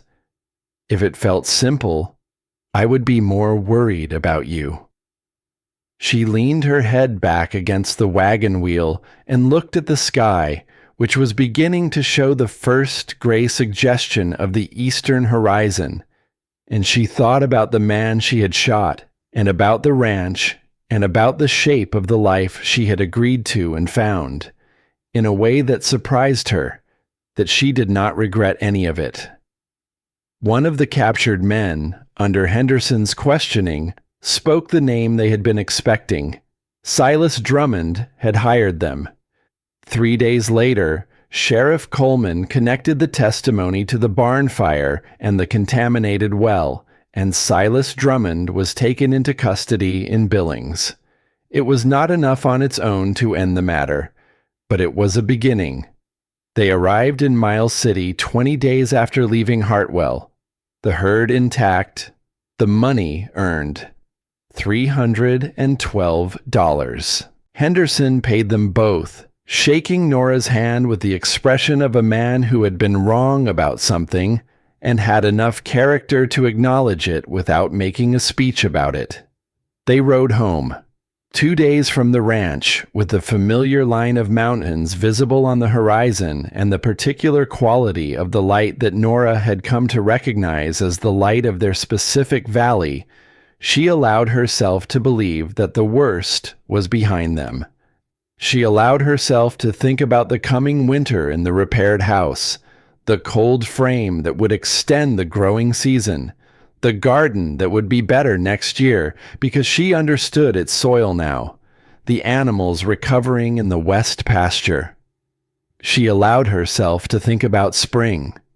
She was still thinking about spring when they crested the last hill and she saw what was below. The house was gone. Not damaged, not partially burned the way the barn had been. Gone, completely. Reduced to the same dark remains as the barn had been 2 months earlier. Smoke still rising in thin columns from the rubble. The air carrying that same wild burning smell that had nothing of permission in it. Callum stopped his horse. She watched him sit very still on the horse and look at what had been his house. The house his father had built and that he had maintained for the 20 years since. The house where Margaret had lived and died, and where he had kept her gloves on the mantel shelf and her notebook in the side table drawer. He dismounted. He walked into the ruins. She watched him move through the ash and the charred timber, methodical, searching, the way he had walked the perimeter of the barn. She knew what he was looking for. She had known from the moment she understood what the drawer held. He stood up from the rubble with empty hands. He stood there for a long time.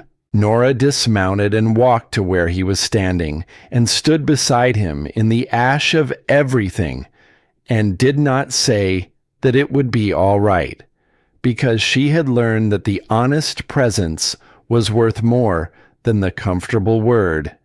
And his wife had written in a notebook that he had never learned to let anyone carry anything for him, and she intended, slowly and without announcement, to change that. She stood in the ash beside him. She was still standing there when they heard the rider approaching. and she turned to see a man from Helena with a leather satchel, a lawyer's satchel, and behind him a face she recognized from the shareholder meeting that Carlyle had mentioned, Fletcher Drummond, Silas Drummond's son, 28 years old, and wearing his father's expression on a younger face. The lawyer opened his satchel. The deed was inside. The Grayson Ranch, the lawyer explained with careful professional regret, had been purchased from the Hartwell Savings Bank by Mr. Silas Drummond on the 14th of November, 2 days before Norah and Callum had delivered their payment to Carlyle. The transaction was properly notarized. The title had transferred legally. Mr. and Mrs. Grayson had 30 days to vacate the property. Callum read the document. He read it twice. He handed it to Norah. She read it once, carefully, with the precise attention of a woman who had spent 12 years reading contracts and agreements and the small print that contained the actual meaning of things. She found what she was looking for: the notary seal, the name beneath it. She looked at the date of the transaction, and she looked at the name of the notary, and she held both facts in her mind together and felt them resolve into something that was not defeat. "We will need to speak to Carlyle," she said. Callum looked at her.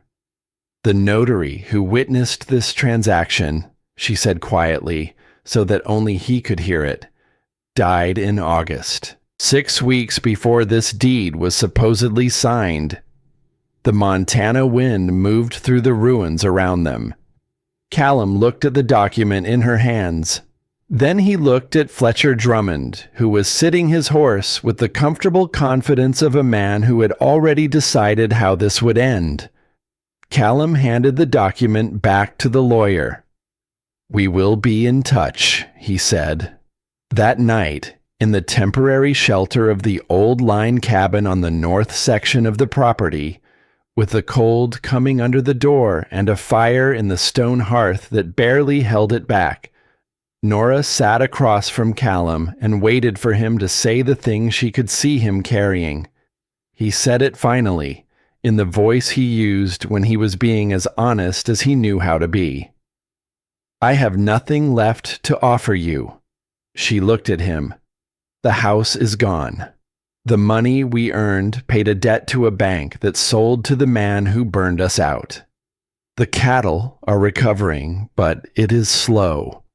There is nothing here, Norah.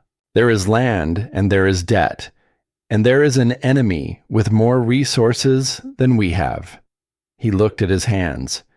"You could go back to Philadelphia. Your sister would take you in. You have done more than anyone could have asked of you, and I would not blame you for going." The fire settled in the hearth. She thought about the line she had read in Margaret's notebook, the one she had not been meant to read, about a man who had not learned to let anyone carry anything for him. And she thought about 20 days on a cattle drive and a night of gunfire, and the feeling of standing in the ash beside someone and choosing not to speak when presence was the truer thing. "I need to tell you something," she said. He waited. "I have been unwell in the mornings," she said, "for about 6 weeks." He looked at her. She held his gaze. The fire moved in the hearth. Outside, the Montana wind went about its business across the dark grass with no regard for the two people in the line cabin or the gravity of what was being understood between them. She watched him understand it. She watched the thing it did to his face, the complicated movement of a man receiving news that contained both the greatest possible joy and the greatest possible fear in the same moment, in the same breath, without space between them. He put his hand on the table between them, open, palm up. She put her hand in his. "We are not going to Philadelphia," she said. His hand closed around hers. "No," he said. "We are not."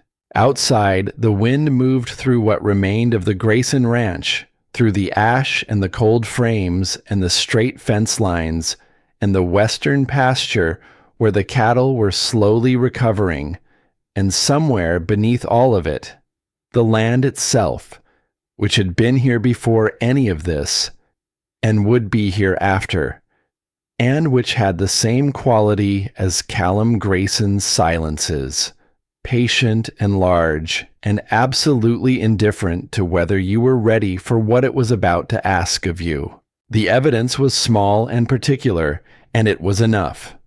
Norah had known from the moment she read the notary's name on the deed that the case rested on a single, verifiable fact. Edmund Pryor, Notary Public, Hartwell County, had died on the 4th of August, 1882. The deed bore his seal and his signature on a document dated the 14th of November, 11 weeks after his death. Either Edmund Pryor had found a way to conduct legal business from beyond the grave, or someone had used his seal without his knowledge or his breath. She spent 3 days in January building the case the way she built everything, with patience and precision and the seamstress habit of following each thread to its end before cutting. Carlyle confirmed in writing that no transaction appeared in the bank's own ledger for the date in question. The county records office in Billings held the original death certificate for Edmund Pryor. The seal on the fraudulent deed, examined beside an authentic Pryor document, showed a slight variation in the third letter of the county name, the kind of variation that appeared when someone was copying a seal they had studied rather than using the original. She wrote all of it down in her small, precise hand. Then she called a town meeting. She had not asked Callum's permission to do this. She had told him what she intended, and he had looked at her for a moment with the expression she still could not entirely name, and then said, "I will be there," which was, she had come to understand, his way of saying everything he did not have words for. The meeting was held in the Hartwell Methodist Church because it was the largest indoor space in town, and because Reverend Alcott, who had married them in 11 minutes and asked no questions, offered it without being asked. Half the town came. Some came because they were curious. Some came because they were suspicious of Norah and wanted to see what a woman from Philadelphia thought she was doing standing in their church, telling them about their own town's business. Some came because they had watched the Grayson Ranch burn twice and had opinions about that. Silas Drummond was not present.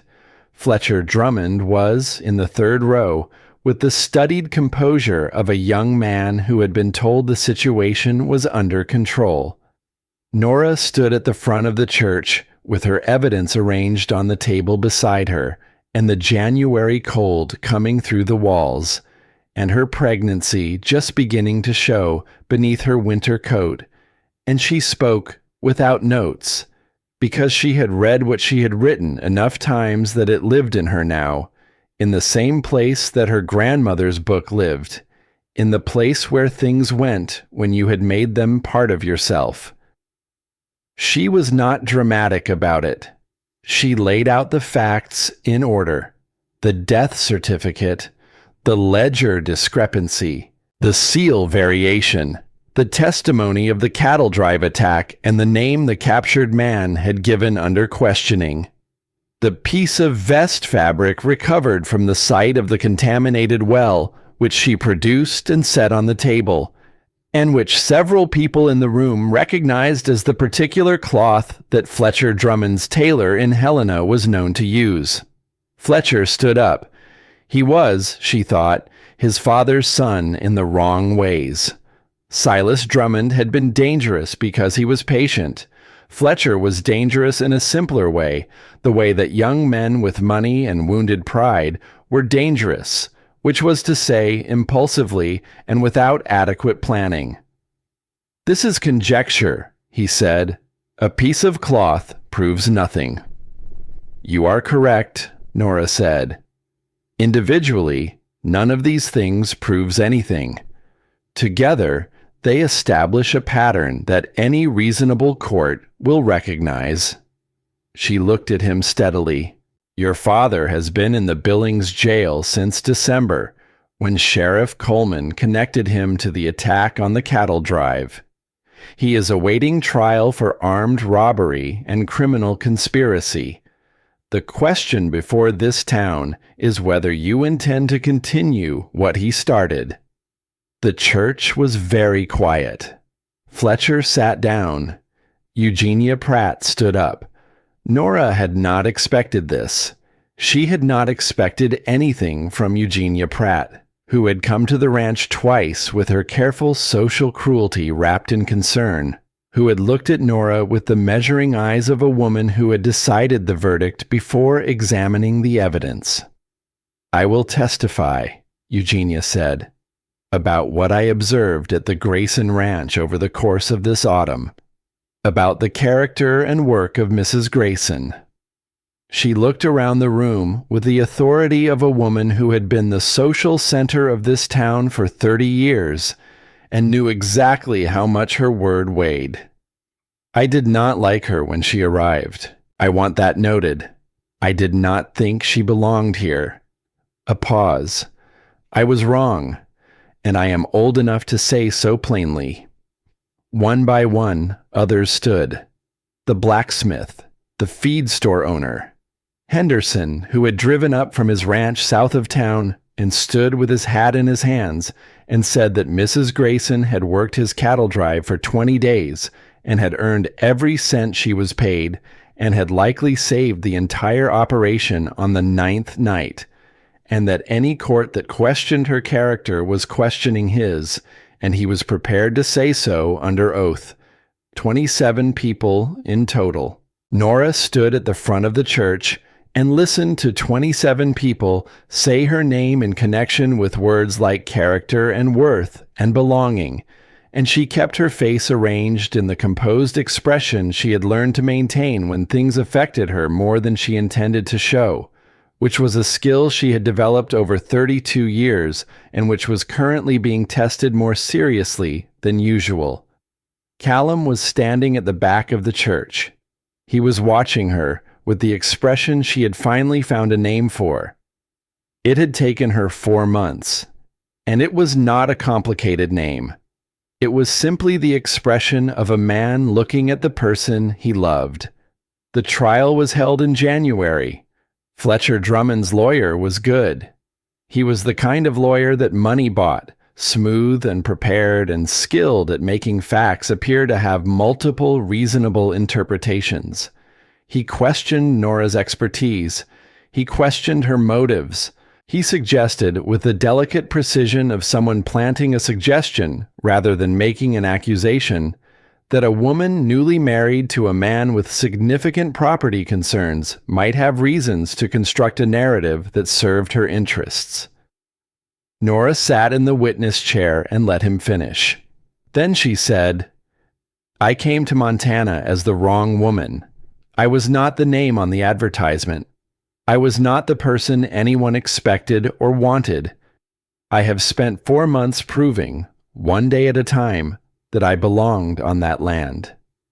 And now I am being asked to prove it again, in this room, to people who have seen the work with their own eyes.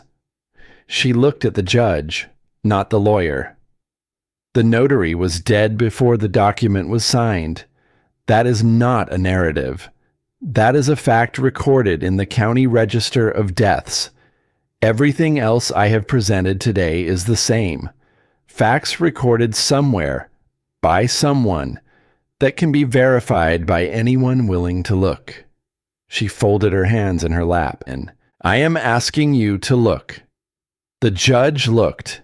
He deliberated for 2 hours. The deed was declared fraudulent. The title remained with Callum Grayson. Fletcher Drummond was remanded to face additional charges related to the barn fires and the contaminated well. The Drummond land acquisition scheme, which had swallowed 11 other small ranches in the valley over 3 years, was referred to the territorial court for further examination. When the verdict was read, the courtroom made the sound that rooms make when a great deal of held breath is released at once. Callum found her on the steps outside. He did not say anything for a moment. He stood beside her on the steps of the Hartwell courthouse in the January cold, and looked at the street and the mountains beyond it with the expression of a man who has put something down that he has been carrying for a very long time. Then he said, "We should go home." She looked at him. "We need to build a house," she said. "Yes, before July." He looked at her, at the particular significance of July. His hand found hers at their sides, his rough, calloused fingers closing around her smaller ones. "Before July," he agreed. They built it through the spring. The town helped. This surprised Norah, though she understood later that it should not have. Communities that had watched something unjust happen and had not stopped it carried a debt, and the way communities paid debts was with lumber and labor and the showing up on cold mornings with tools. The blacksmith came. The feed store owner came. Henderson brought 2 of his men for a week. Even Harold Pratt, the mayor, appeared one Saturday with his coat off and his sleeves rolled and spent 8 hours doing whatever Callum told him to do without complaint. Eugenia Pratt brought food. She and Norah did not become friends exactly. They became something more particular than friends. 2 women who had assessed each other with complete accuracy and found, beneath the mutual assessment, a basis for respect that did not require pretense. Eugenia taught Norah which families in the valley could be trusted and which could not, and Norah taught Eugenia, without meaning to and without saying so, what it looked like when a person chose their life deliberately. Adeline arrived in March. She came from Philadelphia on the same train line her sister had taken in September, but she stepped off the platform in Billings into a different season and a different world. And she knew it immediately. She looked at Norah, who had met her with the wagon, and she looked at the mountains and the distance and the particular quality of the light, and she said, "Oh, I understand now." "What do you understand?" "Why you stayed." She remained through the spring, sleeping in the line cabin that had been made habitable for the construction period, helping with the building and the cooking and the endless practical work of making a place livable. She was not a ranch woman, and she did not pretend to be, but she had her sister's capacity for honest work, and she applied it without complaint. On her last evening before returning east, she sat with Norah on the unfinished porch of the new house and looked at the valley in the late light. "Are you happy?" she asked. Norah thought about this seriously, the way the question deserved. "I am something more than happy," she said. "Happy is what you feel when things are going well. This is something that does not depend on things going well." She looked at the mountains. "I chose this, every difficult part of it, and I would choose it again." Adeline was quiet for a moment. "I am sorry," she said, "for not coming myself, for letting Father handle it." "Adeline, I know you have said it does not need apologizing for, but I need to say it once, clearly, so you know that I know what you did." Norah looked at her sister, at the face she had known since the morning Adeline was born, and their mother had placed her in 12-year-old Norah's arms, and said, "Here, be careful. This is someone who will need you." "You gave me my life," Norah said, "by not coming. You gave me the chance to choose it for myself. I cannot be sorry about that, and I do not want you to be either." Adeline left the next morning. She left the book, not Norah's grandmother's book, which had never left Norah's possession. During the spring cleanup of the ruins, Adeline had found the leather notebook from the side table drawer buried beneath collapsed plaster, 2 feet from where Callum had searched that December morning, still intact through most of its pages, though burned along one edge. She had kept it without telling Norah, and now she set it on the kitchen shelf of the new house beside the grandmother's book, the 2 volumes side by side, and said nothing about it, and left. Norah looked at them there for a long time before she picked up Margaret's notebook. She read it with the care the reading deserved. Margaret Grayson had been a woman of particular intelligence and dry humor and deep feeling, a woman who had loved her husband with complete knowledge of his limitations and had found in those limitations things to love rather than to correct. The notebook was not a diary of events. It was an observation journal, the record of a woman paying attention to the world she lived in and the man she lived it with. The last entry was dated 3 weeks before she died. Callum sat with me again all night. He thinks I do not notice how tired he is. I notice everything. I have always noticed everything about him. I want to tell him that it is all right to put the weight down, that I will be fine, that he will be fine, that the land will still be here, and the work will still be here. And one day, if he can learn to let someone in, he will be more than fine. I hope she is patient with him, whoever she is. Norah closed the notebook. She sat in the kitchen of the house that had been built from ash and stubbornness and 27 people showing up with lumber on cold mornings, and she held the notebook in her hands and felt the specific weight of being known by someone who had not lived to know her. She heard Callum's boots on the new porch boards. He came in and looked at the notebook in her hands and then at her face. He did not ask. He waited, the way he had learned, slowly and imperfectly, and with genuine effort, to wait. She hoped I would be patient with you, Norah said. He was quiet for a moment. Were you? I am still deciding. The corner of his mouth moved in the way that had taken months to appear, and now appeared with increasing frequency, the motion of a man remembering that his face was capable of more than endurance. He sat down across from her at the kitchen table, and she put the notebook on the shelf beside her grandmother's book, the 2 spines touching, and the long summer light came through the new windows that were larger than the old ones because she had asked for larger windows, and he had built them without discussion. Their daughter was born on the 14th of July. The labor was long, and Callum did not leave the room and did not pretend to be unafraid, and held Norah's hand with the grip of a man who had learned, at great cost and over great time, that the only response to fear was to stay. When it was done, when the baby was placed in Norah's arms, small and furious and entirely herself, Callum sat on the edge of the bed and looked at his daughter with the expression of a man receiving something he had stopped believing he deserved. Margaret, Norah said. He looked at her. She looked back at him.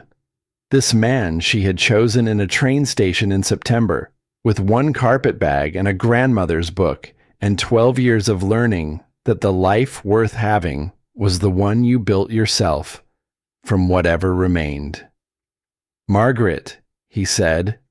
He said it the way he said her name, as a statement of fact, as something true, as something he intended to carry forward. In September, 1 year to the day from the morning Norah Whitfield had stepped off a train in Billings and heard a man say, "You are not Adeline." She stood on the porch of the house they had built and looked at the valley in the morning light with the baby on her hip and Callum beside her, his shoulder against hers, both of them looking at the same thing. The mountains were very clear. The grass was beginning to turn with the first suggestion of autumn. The kitchen garden behind the house was producing more than they could eat, and she had been learning to put things up for winter the way her grandmother had taught her, the same hands doing the same work in different soil. On the shelf in the kitchen, 2 books stood together. On the mantel, a pair of small pale gloves that she had found in the ash and cleaned and placed there herself, because they belonged in this house, because Margaret belonged in this house, because there was room here for everything that had come before. 1 year, Callum said. Yes? He looked at her. I would do it again, he said. All of it. Every hard day. She looked at the mountains, at the distance that had seemed impossible the first time she saw it, and now simply seemed like the view from home. So would I, she said. The baby reached up and grabbed a fistful of Norah's hair with the determined grip of someone who had just arrived in the world and was already making clear she intended to hold on to it. Norah laughed. It was a real laugh, unguarded, the kind that came from somewhere below composure. And Callum heard it and turned to look at her with the expression she had finally named, and the Montana morning went about its business around them, indifferent and enormous and entirely beautiful. They stood on the porch of the house they had built from what remained and looked at everything that was still ahead of them, and it was more than enough. It was, in every way that mattered, exactly what they had chosen.